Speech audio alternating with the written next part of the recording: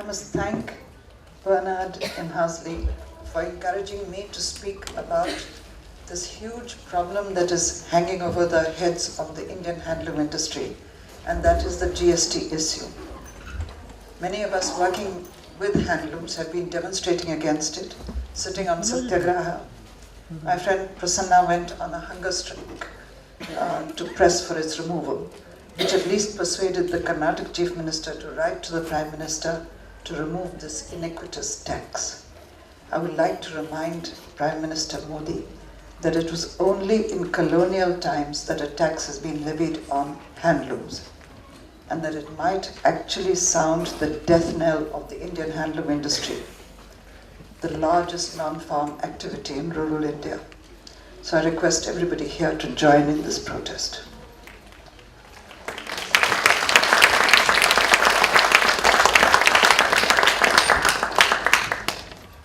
Referring again to Bernard's talk, I'd like to claim that there is one thing that I share with Mohandas Karamchand Gandhi, and that is boundless ambition.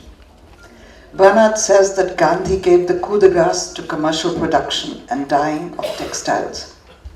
I can only say that I wish this was so. The ambition of my colleagues and me in the Malkha organization is to put cotton textile production firmly in the hands of the actual producers themselves, the operators of the spinning machines and the weavers of handlooms. An ambition that will no doubt take many years to happen.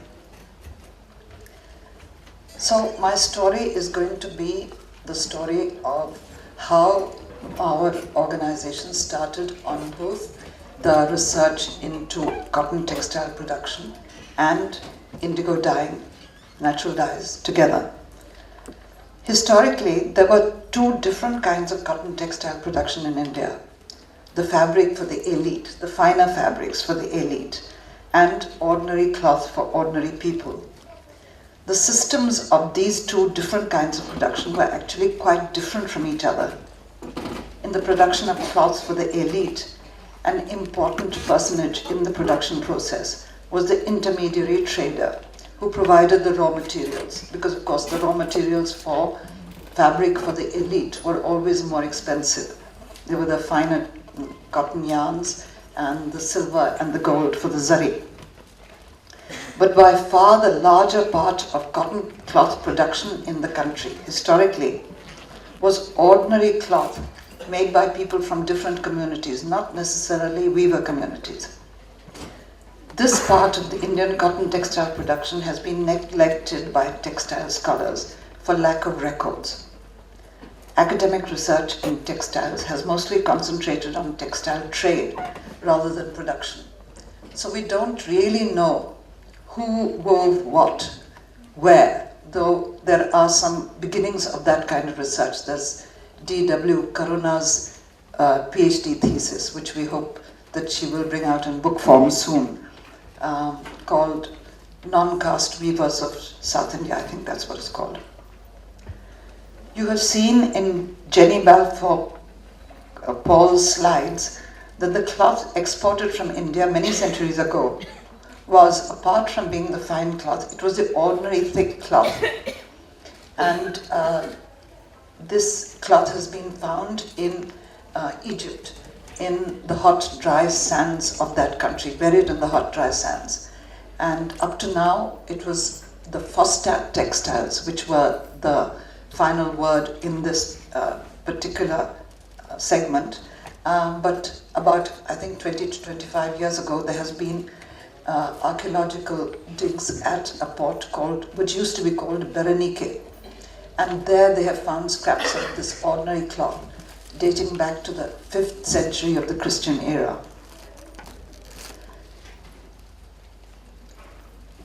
So now, to the bumpy road to Indigo Malkha. I'll just tell you a few anecdotes and stories about that road. This is a story with the two strands of Malkha and indigo twisted into one narrative. The origin of the Malkha fabric and Malkha's exploration in developing a traditional indigo vat. Meeting participants in this Indigo Sutra reminds me how most of us work in individual silos which has its good and bad points. We're very focused on our own work.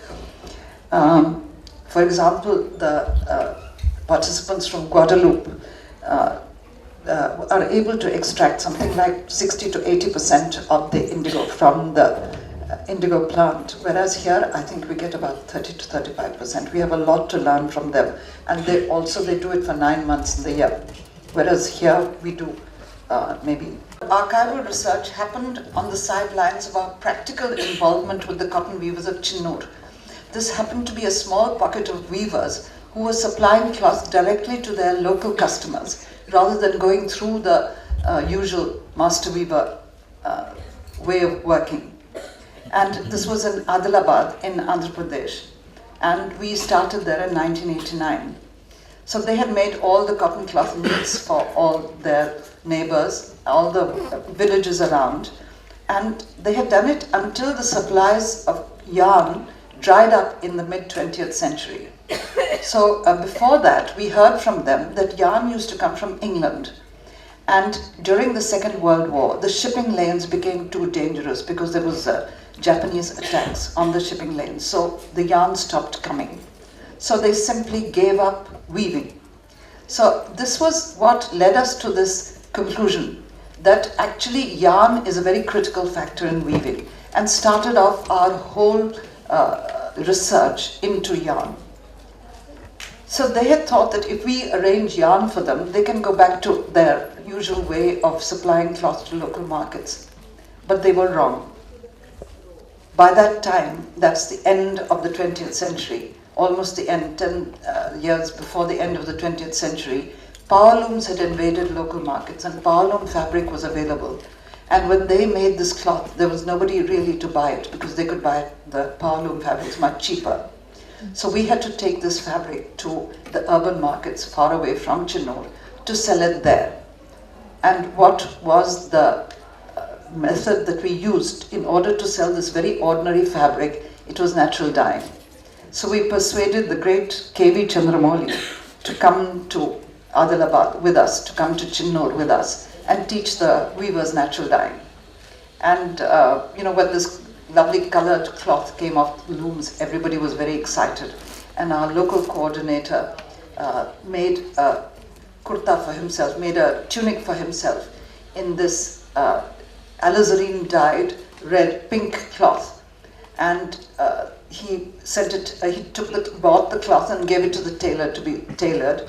And the tailor, of course, used the same color yarn, sort of light pink yarn, put light pink buttons on it. And our coordinator wore it once, and then he sent it to the dhobi to be washed. And it came back white with pink stitching and pink buttons. So that was, of course, a big setback. I mean, I always tell the story, and it's very amusing today, but it wasn't that funny then. But we discovered that, the molecule in the red dye, which alizarin, as you know, is not a vegetable origin dye. It is from coal tar, but it is perhaps the same molecule as in the natural red. It works in some places and doesn't work in some places. There are places where you get a wonderful red, and Chinnur, we never managed to get a proper red at all. But anyway, we persisted, and the weavers persisted, and at that time when we started selling in Delhi and in the big exhibitions, Dastakar and so on, we were the only people who were selling natural dyes. So we would sell out, and our weavers would go and help the other people to sell their cloth. And it was in Chinnur that we began our research into the history of cotton and into the production of ordinary thick cloth in India from early Indian history. And that was the beginning of the Malkha story. So both these practices went on side by side. Both of them started with research and then went on to try and get into the actual practice, the making of the yarn as well as the dyeing with indigo. Certainly the archival research was in our own small silo. We were not in touch with other people who were doing this kind of research. And it was in the days before the internet, when we had to physically sit in libraries and often were not allowed to photocopy and had to copy out the text by hand. Now much of the archives are digitized, makes it very easy. Sitting at home, you can download quite a lot of it. But at that time, we had to sit and literally copy things by hand. And the text we referred to for Indigo, I'm sure many of you are familiar with. They were the documents from the East India Company and also Christopher Rawson. I'm sure you know Christopher Rawson's paper. And then the Howards, Albert and the other Howard. That's Rawson is about 1900, and the Howards are about 1915. They were in the Agricultural Research Institute in Pusa in 1915. Now, I've only looked at the English language archives, and I hope that future researchers will also look in the Indian language archives. You know, there are big libraries in Patna and in Mysore, which of course my limited capabilities do not allow me to access. So the research into cotton went back much further. As you know, Europeans had no idea in medieval times, in the times of Manucci, is it? Of the origin of cotton, and there were these pictures which used to appear in the local printed books of a tree with lambs hanging from the tree, and that's why they called it cotton wool. I'm sure you've seen it. It's the picture is in on the internet now. To cut a long story short, we were able to see that the extinction of Indian cotton races in the 19th century was due to the introduction of Industrial Revolution cotton yarn spinning technology. And it is the need for that machinery today, for long strung stapled cotton, that is the ultimate cause of the farmer suicides in India, which, as Sainath reminds us, is the largest wave of suicides in history. Because growing that cotton actually doesn't suit the Indian farmer. We are the largest growers of cotton in the world today. And most of the cotton, I would say perhaps 90%, is grown on small farms of 2 to 5 acres. And these small farmers have to grow only the kind of cotton. They only have one customer. That customer is the spinning mill. And the spinning mill uses only one kind of cotton, and that is hirsutum cottons. And these cottons have the kind of staple that the Industrial Revolution machinery, which is what we use today, everybody uses, they need that staple. Whereas Indian cottons used to have much softer and shorter staples. But from that, those Indian cottons, we made the best cloth in the world. If you remember Dhaka muslins and the variety of cottons that we used to make were all made from Indian cottons. But after the introduction of this spinning machinery, all those cottons are now, I would say, extinct, though there are people who are trying to revive them today on a small scale. So I put all the research onto a website which you can access on the internet, and the articles about the actual indigo growing, for example, there's one by Ratna Rao Shekhar, whose site is ratnashekhar@wordpress.com, and she has written about Pichi Reddy, who was the last indigo grower in Andhra Pradesh. And in fact, he was, Charlotte will remember Pichi Reddy. And I'm told, Charlotte, that you are actually responsible for Pichi Reddy giving up indigo dyeing. You remember that? You know that? Because she bought so much indigo from him, and then he made so much money that he gave up indigo growing altogether and went into real estate. I don't know if Charlotte knew that. But anyway, so that's what I've been told. So these are all the various forms that have gone into the indigo story. Now this is the picture of the last indigo dyer in Andhra Pradesh. You know, when we set out to learn indigo dyeing, we looked about for a teacher. And we found, thanks to Padmini Balram, who is also here in the auditorium today. Hi, Padmini. There. And Padmini had discovered this person, Kattupadi Yallappa. And she had taken, at that time Padmini was teaching at NID, And she had done research into indigo in Japan and so on.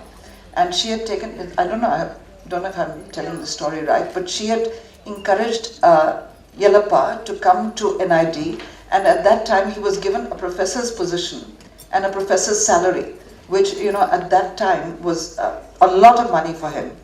And he set up this indigo vat there at NID. Then he found that nobody actually came to learn from him. And you know, this man had a lot of self-respect, and he gave up that position, and he gave up that vat, and he went back to his village where he came from, and he took a job in a nearby big town, Vijayawada, as an ordinary hired hand in a commercial dye house. And it's from there that we managed to winkle him out, and we got him to agree to come to Chinnur. And he was extremely skeptical. He said, you know, nobody has ever learned from me, and I'm sure these people will also never learn. And he complained about everything in Chinnur. Nothing was right. The food was not right, the water was not right, the beds were not right. And he said the climate is, it's too hot, he said. And you know, the place where he actually comes from is supposed to be one of the hottest areas in the entire country. But for him, the heat in Chinnur was different. It wasn't the same as the heat that he was used to. And all these complaints were punctuated by the skepticism. You people are never going to learn. You are never going to learn, and so on. But anyway, the people, the Chinnur weavers, we had already worked with them for about 5 or 6 years. And we had built up real relations of trust with them. So for them, you know, whatever we said, they were prepared to do. So even though they may not have secretly believed in it, they were ready to start the indigo vat. But the local potters, the younger people who were actually practicing the pottery in that area, they were not ready to make, they had forgotten how to make the big pots. And it's a lot of work, and they refused to make it. So there we were stuck again. Finally, an old potter agreed, because when you make these big pots, you have to build up 6 inches at a time, wait for it to dry, and then build up the next 6 inches, and so on. So an old potter finally agreed to do that, and we were able to start our indigo vat. And then subsequently, this has been followed by vats in Hegodu for Prasanna's group, and where else? I think we have, of course, our own vat in the Neeli Rangu dye house in Hyderabad. And here you will see pictures. The first one on the left is the Chinnur vat. The next one is the young dyers who learned in Hegodu. When we were setting up the Chinnur vat, we were too superstitious to take photographs. And down below is the Neeli Rangu vat, which Mohammed Salim runs under Jagada's direction. Jagada? She's here. Okay. And this is Jagada. She is here in the audience, and I hope you will acknowledge her. She needs a big round of applause because Jagada is a real teacher. Jagada, can you stand up, please?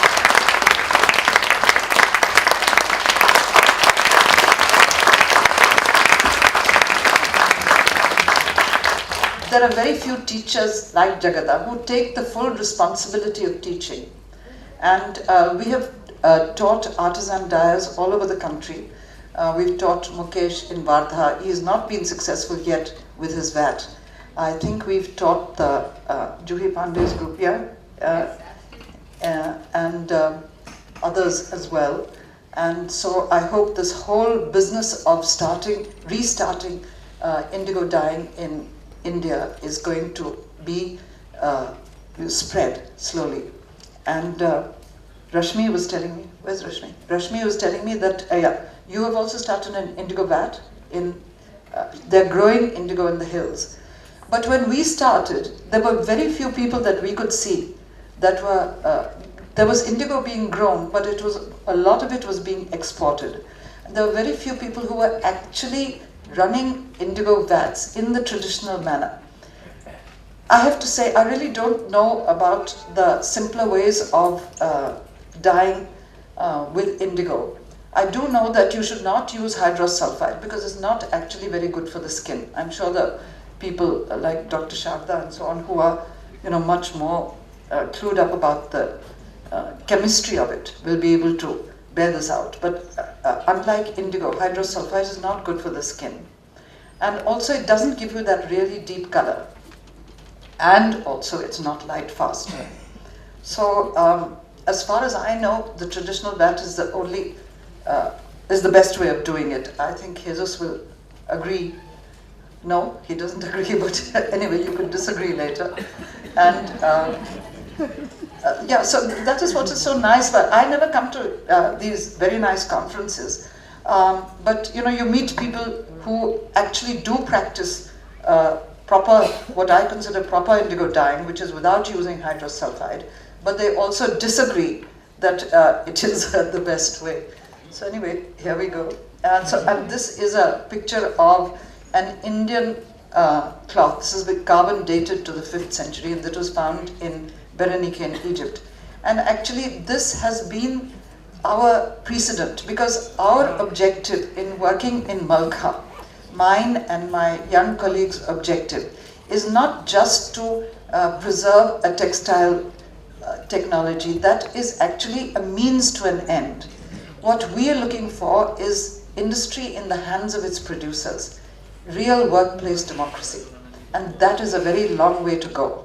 But we feel that that is the only way, you know, democracy in production is the only way in which this industry has to survive. And I could go on this subject for another hour or so, but I will restrain myself. I'm sure Ruby won't allow me to do it anyway. This connection between the kind of machinery which is used and the distress of cotton farmers today is something that we have really focused on, because very few people make this kind of connection, because people feel that the farmers are committing suicide because they have these debts. For them, you know, 3 lakhs is a huge debt. And for some reason, Indian farmers have this great sense of honor. And they feel that if they cannot repay the debt, they can't live with that dishonor. And so they commit suicide. I wish all our industrialists had that sense of honor, because they seem to be able to live quite cheerfully with debts to the banks of 14,000 crores, 20,000 crores. And you know, if you look up on the internet, you will see that the 14 biggest debtors in India are family-owned companies, and they owe something like 10 trillion rupees. I can't even think of how many zeros that has. So anyway, Sainath says this is the biggest wave of suicides we've had in history. I think it's a real shame that it's a very shameful position to be in, to be around when so many farmers are committing suicide. And I think one of the reasons we have to look into is this issue of textile technology, of yarn spinning technology. The technology that we use today is not suited to desi cottons. It is specifically, it needs a long, strong staple. And that is something which only the hirsutums, the American varieties, have. And hirsutums are not suited to growing in Indian conditions because they need irrigation. And of course, irrigation makes the whole atmosphere nice and humid, which is just what the pests like. And we've introduced Bacillus thuringiensis, genetically modified cotton. But that pest, that GM gene actually works only against one particular pest. And there's something like 70 pests that attack cotton. So the farmer is in a very, very dicey situation, and all the risk which he takes, all the money that he spends on irrigation is his own money, her own money, the family's own money, and all the risks which he takes of the climate. Hirsutums cannot bear the extremes of the Indian climate. And as you know, Indian climates are extreme. One year we have a lot of rain, the other year we have drought. And we also have a great diversity of microclimates in every area of the country, of the subcontinent in fact. The microclimate is different, and the soils are different. And the cottons that we used to cultivate are suited each one to its own microclimate. And hirsutums, of course, are the same everywhere. Hirsutums have shallow roots, whereas the desi varieties have long, strong tap roots. To some extent, they were able to withstand the extremes of climate, but the hirsutums are not able to withstand that. So now to the Malkha technology. So amongst the various things that we looked at was this whole issue of pressing the cotton into very tight bales to be carried overseas.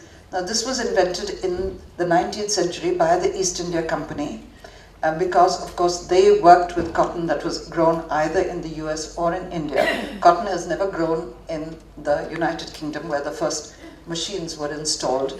It never has and it never will. It's not suited to growing cotton, but they started up a whole industry based on a raw material that came from overseas. So to ship the cotton from either India or from the US, it needed to be carried obviously in ships. And you can't carry these big loose bales of cotton on a ship. So it was compressed into blocks. And it is still being compressed into blocks, even though in India at least, the cotton farms are right outside the spinning mills.